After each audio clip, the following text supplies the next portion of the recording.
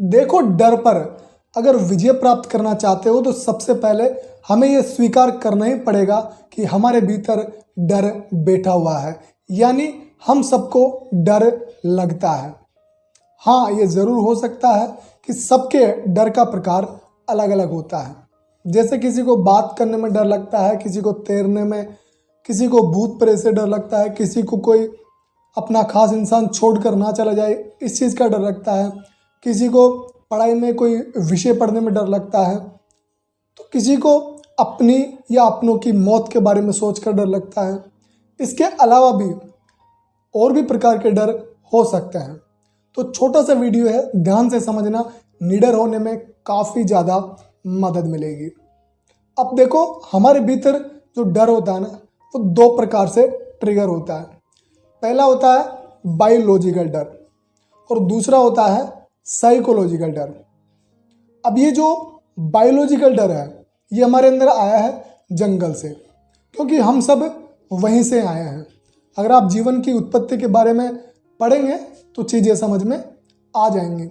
और कई मानव के अवशेष, कंकाल, खोपड़ियाँ मिली है जिनसे ये पता चलता है कि उनकी मौत जानवरों के हमलों के द्वारा हुई है। तो ये एक प्रकार से फियर ऑफ डेथ भी कहलाता है। इस पर हम ये कभी गहराई से बाद में बात करेंगे।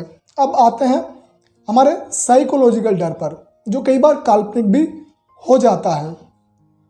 आपने कई बार सुना होगा लोगों से कि डर को मिटाना है तो जिस भी चीज़ से डरते हो उससे भिड़ जाओ या उसे प्रैक्टिकल करो, है ना, सुना होगा ना। लेकिन ये नियम हर जगह लागू नहीं होता है। अब देखो, मान लो आपको पानी से डर लगता है, तो हाँ, आप थोड़े थोड़े पानी में उतर जाओगे, धीरे धीरे अभ्यास करोगे, तैरना सीखोगे तो पानी का डर खत्म हो जाता है। लेकिन अगर मौत का डर लगता है तो उसको प्रैक्टिकल कैसे करोगे?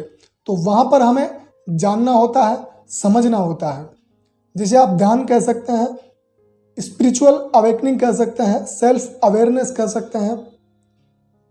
तो हर जगह एक नियम लागू नहीं होता है। परिस्थितियाँ निर्भर करती है कि आपका डर किस प्रकार का है, कैसा डर है जो आपको सता रहा है। मान लो जैसे हमें शेर से डर लगता है, तुम शेर से भिड़ थोड़ी जाएंगे, तो वहाँ पर हमें अपनी बुद्धि का इस्तेमाल करके उस डर से बचने के लिए हम कुछ करते हैं। तो कई बार हमें डर को कम करने के लिए जानना पड़ता है, समझना पड़ता है, और कई बार हमें प्रैक्टिकल भी करना पड़ता है। इसके अलावा डर को मिटाने के कुछ और तरीके भी आप आजमा सकते हैं। जैसे आप प्रकृति को निहार सकते हैं, ऑब्जर्व कर सकते हैं। नेचर जो है एक बेहतर और शानदार चिकित्सक रूप में काम कर सकती है अगर हम ध्यान से प्रकृति के साथ बैठें, उसे निहारें, उसे समझें और उसे एंजॉय करें। तो साथ ही मान लो आपको किसी फील्ड में काम करने से डर लगता है, तो आप उसकी डीप नॉलेज गेन कर सकते हैं, अपनी दक्षता बढ़ा सकते हैं, अपना टैलेंट, अपनी क्षमता बढ़ा सकते हैं उस फील्ड में, तो डर कम हो जाता है। इसके साथ आप अपनी सांसों पर ध्यान केंद्रित कर सकते हैं, माइंडफुलनेस का अभ्यास कर सकते हैं। साथ ही आप बोलने पर कम और मौन रहने का अभ्यास कर सकते हैं, इससे भी डर कम होता है।